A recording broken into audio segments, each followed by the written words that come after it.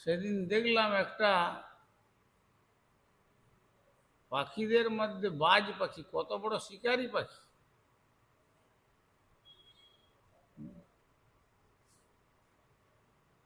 দেখলাম যে তার একটা পা ভাঙা, সে এক পায়েতে কত কষ্ট করে হাঁটছে।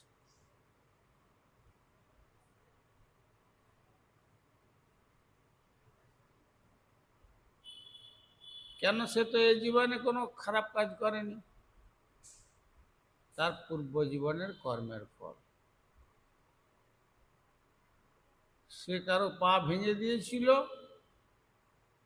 এখন সেই কর্মফল ভোগ করার জন্য বলছেন যে পা ভাঙলে কিরকম অবস্থা হয় তুমি নিজে অনুভব করো, ফল ভোগ।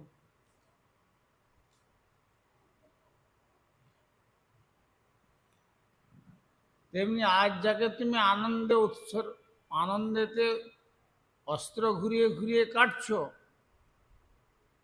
ওই কাটার যে কি দুঃখটা, যাকে কাটছো, বলছে সেটি তোমাকেও ওই রকম যেদিন কাটবে তখন তুমি বুঝতে পারবে যে কাটার মধ্যে কি দুঃখ।